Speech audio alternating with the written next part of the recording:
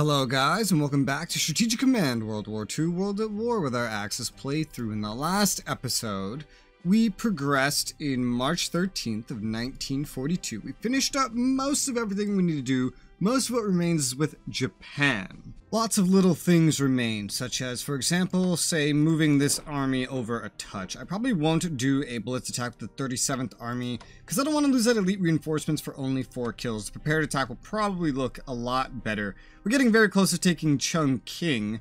Meanwhile, we've also unlocked some ASW capabilities, so that seems pretty smart to put on this maritime bomber. Only 8 MPPs to even do that. We've gotten some new medium bombers. I'm going to go ahead and reinforce those up to full strength. Research can be taken with Japan. Some more production technology would definitely be useful. For that, I have to make sure not to use another 50 MPPs. For now, let's look over the target of the hour, Hilo, where we plan on landing very shortly in order to, well, take it over. So, here it is. Here's the one and only, the bitch, the boy. Let's sail on up there. You can see it only has 4 strength remaining, even after all that bombing. Let's go ahead and just attack with the special forces up front and then. Didn't deal any damage, unfortunately. We will land right next to it. We have 1 strike, so we have to make this count. The cog is going to be the best one at actually dealing any damage, so let's try it. Unfortunately, no damage dealt with the Kaga. That is sad. Hopefully some of the others will have the ability to deal literally just 1 damage. They've held on to their experience more than anything. They haven't gotten their men back. We've lowered their readiness and morale, but they are surviving with taking literally no damage at all. Oh my god. Jesus Christ. Okay. Readiness morale is hurt, but that's all the bombing strikes I can do for right now. Got another half of a level of XP. Well, we have 10 supply, and we're going to have a lot of supply with this force for a good long while. They now have 2 strength, or experience, but they're down to 1 strength. They have 5 supply, so they can only reinforce up to 8. So, as of right now, this is still very much in our favor. They're going to have to lose that XP to actually gain their strength back. And if they reinforce, they're not going to be able to attack or anything. And so with that done, let's go ahead and send the battleships back to little resting spots. There you go. That'll do it. Get the heavy cruisers back to their guard positions while we linger in the area for the time being and wait. If it comes down to it, I'll send another special forces to capture Hilo, but hopefully it doesn't come down to it. From there, yeah, I think we're going to prioritize getting the production tech researching. We do a lot of building as Japan, so that could definitely come in handy. More in handy than sending out any more long-range amphibious transports this turn. We can get this special forces back up to 10. That seems pretty important to do while they have a limited, or limiting, amount of supplies. This one will never be able to get back up to 10, only to 8 at best, and that's going to be 2 turns from now, so no point doing any reinforcing there. We have the special forces at Port Moresby able to get elite reinforcements. I think I'll go ahead and do that. That's a lot of MPPs, but this is the last turn they're going to be able to do that before their supply falls under that threshold. 17 MPPs remaining. There's a couple other things I wanted to do out here. For one, getting elite reinforcements onto this core was a thing I wanted to do before sending it out. Now I have done it. Now we are down to 1 MPP remaining. With all said and done, that's going to be the end of this turn, so let's move on into the next one. Burma surrenders, hell yeah. 61 MPP plundered. That's something. Now we get the oil. We got a little. It's all these convoys for Japan. It's weird and it's not consistent either. It only goes into effect once you conquer something completely. Japanese bombers as well cannot supply to Australia. Wait, what? But I don't have bombers there. I have a special forces. I don't have bombers there. Wait, I don't actually have to put bombers there? I just have to put a special. Anything can go here? I made a fucking maritime bomber specifically to put it there. And I don't even have to put it there? I just put anything there. Any unit, or do I just have to own it and that's it? I need this explained to me, okay? I've had a lot of explanations in the comments recently. Someone explain this to me. It doesn't have to be a bomber? It can just be anyone, or does it have to be anyone at all? Just owning it is enough. I don't understand. And we're getting tons of tech. Tons and tons of tech. Yeah, their rating wasn't too bad. I am so confused. I'm ever so confused. They're already moving and conquering little bits and pieces of Burma, unsurprisingly. Lots of reinforcements on the front. American destroyers running into German subs. Dives from attack. Another American destroyer. Dives from attack. Ooh, they dealt 2 damage. They took 1. That's like the best they've ever done. But of course, it's at very low strength to begin with. Yeah, they're just beating that one up. And now they're going for one that is way more prepared, still dives from attack. God, they're saying, why are you using a light cruiser, man? Why do you think that's a good idea? That's not a good idea. Oh, now the Soviet engineers, God, what? The entire German and Soviet armies are literally all forming around Moscow. Oh, jeez. Yeah. More and more things arriving. It's hilarious how much is there. Tons of reinforcements. They reinforce Hilo up to 8. That's going to hurt their XP a lot. But it's also going to make taking it harder. Oh well. If I could always like land another special force there. It seems pretty expensive just to take Hilo, but I could always just land another special forces there. 2 special forces next to theirs would make them actually, well, nah. I want to say begin to run out of supply, but not really. Maybe I have to put some ships next to their port as well. I'll figure out how to deal with it. Just give me time. This is all experimentation, this playthrough. I just tried to bomb one of my emplacements again. That anti-air came in handy, though. They didn't do any damage. I did see a suggestion of how it would be good to put anti-air batteries next to those. Didn't even think of that. That's a really good idea. If I don't do it this playthrough, I'll remember it for the next one, for sure. Because remember, this is all practice for PvP. As a reminder, because I saw some confusion about this in a comment just the other day recording. My goal is not a decisive victory. As I lined out in the first episode, and as I keep bringing up over and over again, I'm trying to take Moscow, and then I'm trying to take Egypt, and then there's an event where the Allies surrender. That's kind of my goal right there. I want to get the surrender, not the decisive victory. This is me learning the Axis side, not trying to conquer the world. Allies start airlifting supplies to China. That's the hump. China's getting more supplies from America, but that's 60 MPPs a turn they're paying to turn 60 MPPs to China, which is a really bad deal for what they can get earlier. Now that I've gotten Burma, however, we can make them pay that. Oh, wow. We just raided so many convoy lines. That was one of our most, like, raid-heavy things in a while, I think. Whew, yeah.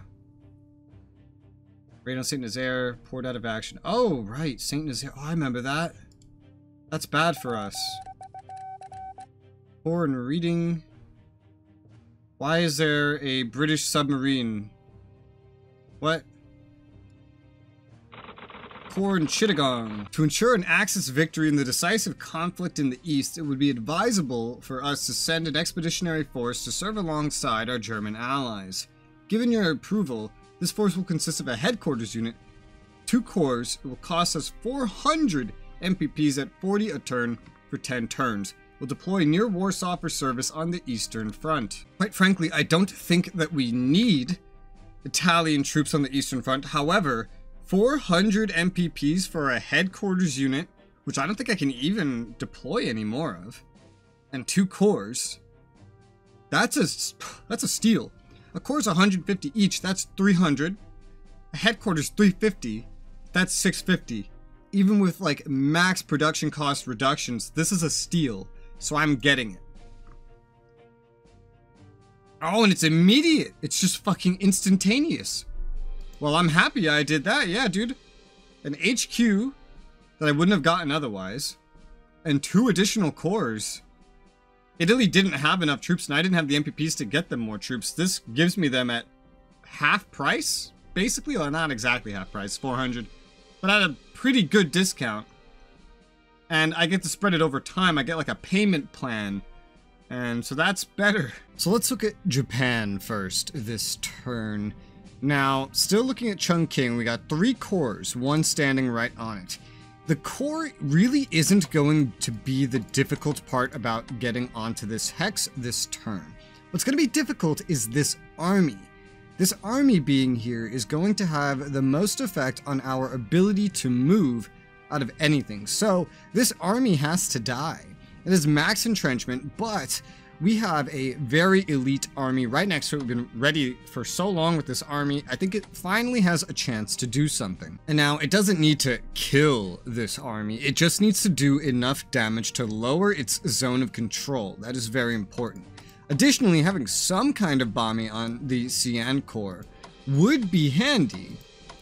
Because 5, 8, 4, you know, actually no, we do have enough damage here. Just maybe not if we leave the thing that has the most action points to do the main attack. So some bombing would still be handy. So I'm going to take the best bomber I have, and we're going to send that against the Xi'an core. Dealing 1 damage, surely lowering readiness and morale. Yes, and we have much better chances now in our assaults. So let's try an assault starting with the 3rd army that has the least supply and capability out of everything that we have right now. 4 damage dealt. Ugh, we could use a little bit more power here. But then I don't know if I'd have enough for the bombing. Well, let's see here. So they're all going to have similar effects. Let's take the medium bombers and send them after the 42nd army. We lowered their readiness and morale a notable amount. Oh my god, we went from being able to deal 4 to being able to deal 7 damage on this thing. Let's go ahead and attack, dealing 7 damage, losing nothing. Now, I can shift this out of here for right now. I've had this army over here for so long. We're going to go ahead and attack now. There you go.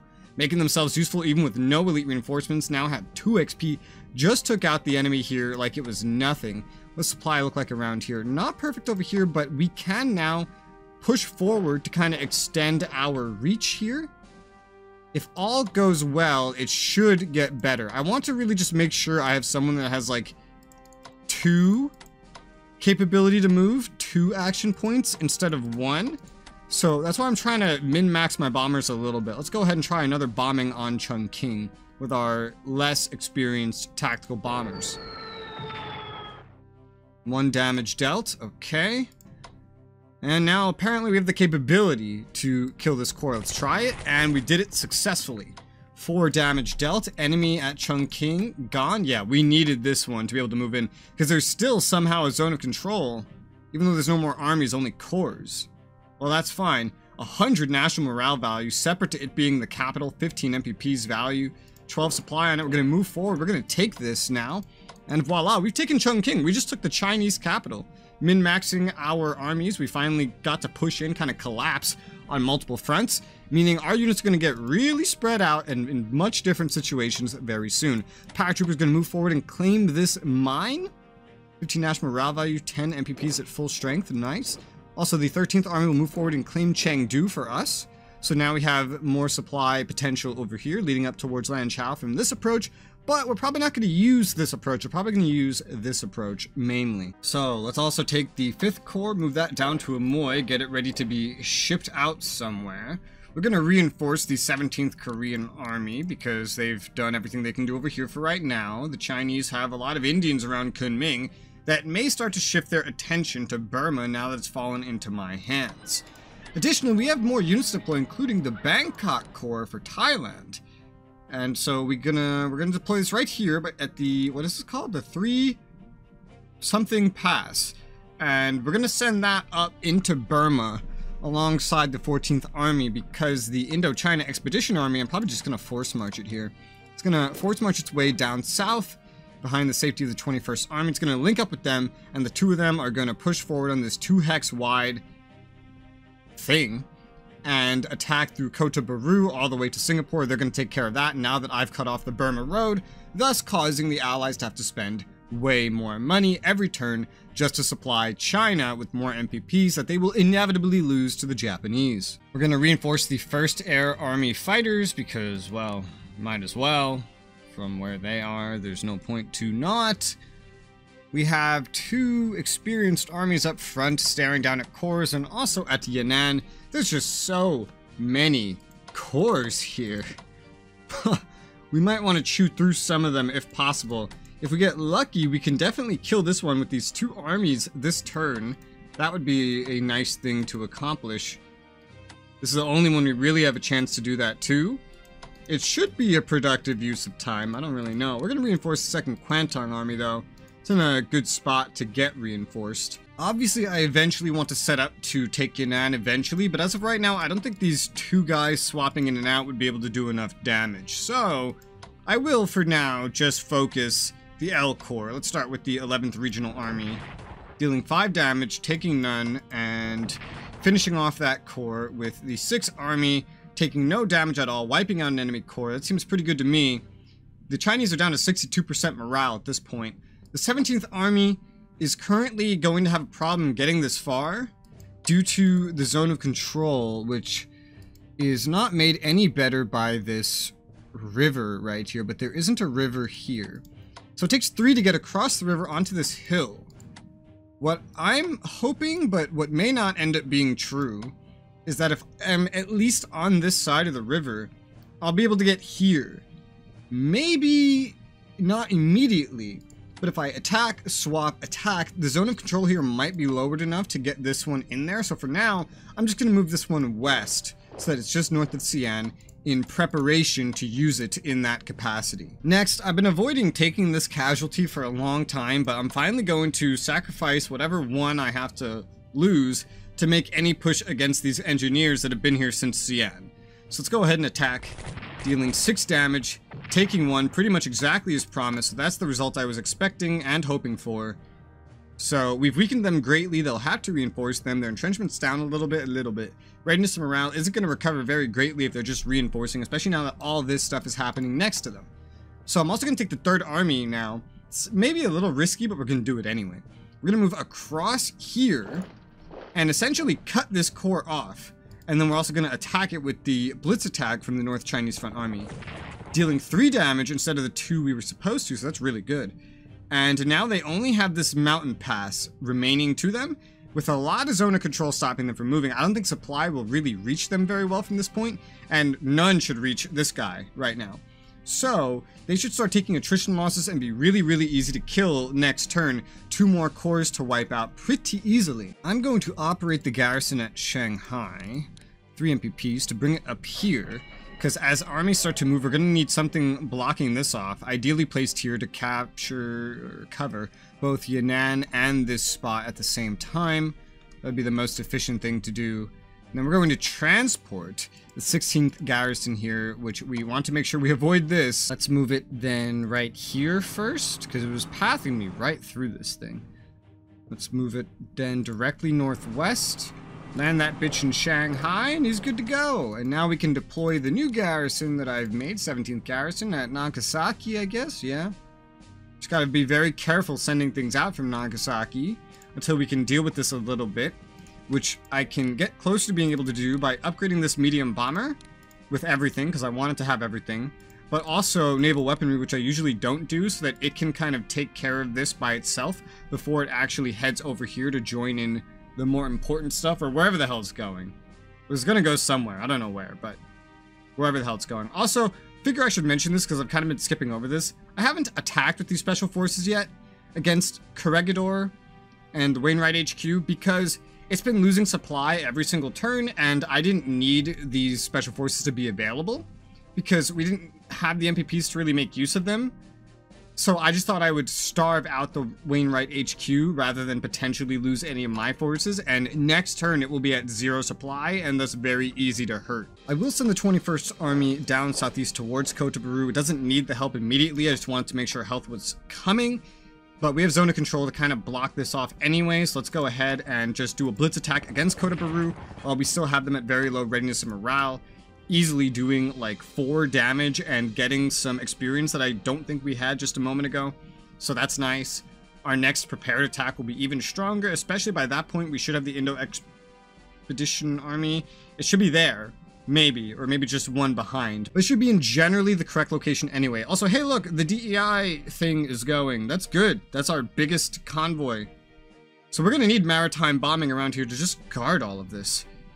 Meaning I would definitely be pretty well pressed to have more maritime bombers if I want to keep that all protected, but oh my good god, those are so expensive. One fully upgraded one is 173 MPPs for me right now. That's a lot.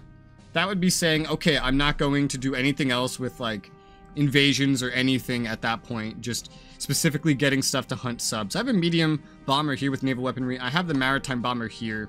I think we do cover most of it already, so I don't know if I really want to rush that when I could be going for other things instead. Again, I'll make note to definitely prepare for this a little bit better. I didn't really think about the whole ASW aspect. I didn't really think about Japan too much because, again, my goal is to just get the Allied surrender. It has nothing to do with Japan. It's either that or my destroyers that I need. I don't have a lot of destroyers either. This Navy's not very ASW capable. Reminds me, these guys, I wanted to test out what it's like to use this disrupt shipping thing because I read someone say in a comment that it reduces enemy morale.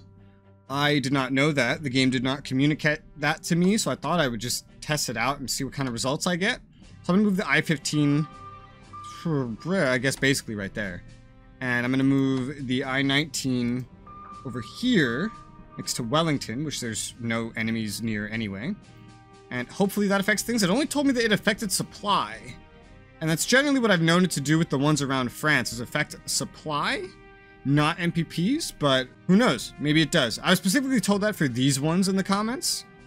Not the ones I'm testing on, but shit, I mean, there's only one way to find out, but I feel like I'd have to do a lot of number tracking to even attempt to follow information like that. Like, is blockading New Zealand and Australia gonna have that kind of effect? Maybe not, but it's cool to see maybe what will happen. Let's take the Kaga carrier and do my usual bombing on the 2nd Marine Division Special Forces.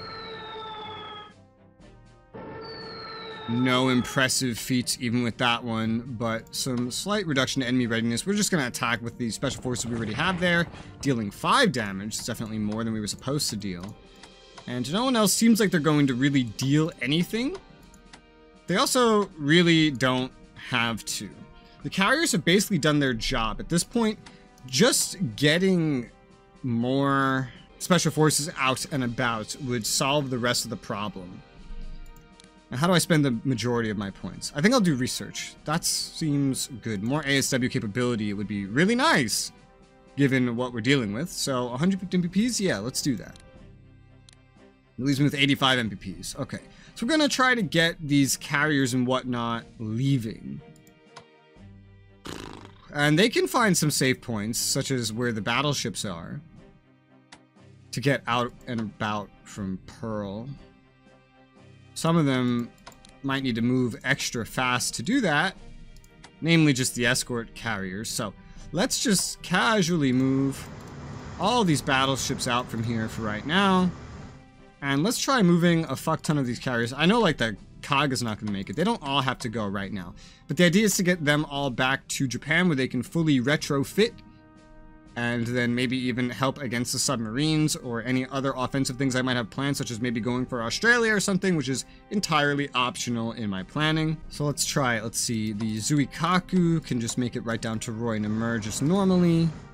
The Hiryu can make it down to Kwajalein just normally.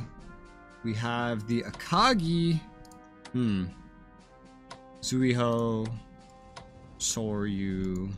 I should put some of these back on like fighter mode before I move them, because right now a lot of them are just in bomber mode, and that's maybe not ideal. Soryu, move down here. There's also the Tarawa. Put the Akagi in fighter mode. They should be in fighter by default, but I can't change the ones that I've already moved. Okay, I could change this one. I just can't change the one that's fully moved? Yeah, no. Which seems dumb, honestly, but it's okay. Akagi will move down to Tarawa. So these are all safe, as I would deem them. I would deem these all as being safe. So I definitely want to get this core over here. We're going to move the core in that direction. Move the Zuiho down to Eniwetok. And then we will get one of these to long-range amphibious transport. so it can provide its naval attack here. It needs to go land somewhere else anyway. We have the perfect target, Midway. We want to capture Midway.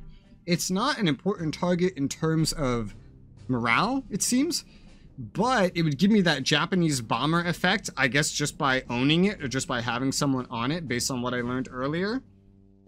So if I just take this, I'd be able to fully resupply and strengthen one of these special forces, have another target, and have something that would allow me to hold on to Hawaii and Wake easier if the Allies made a counter push in this area. Let's see what happens if I use the 1st Curry Special Forces here. Long range amphibious transport, 60 MPPs. Okay, cool. Just where I kind of wanted you to go.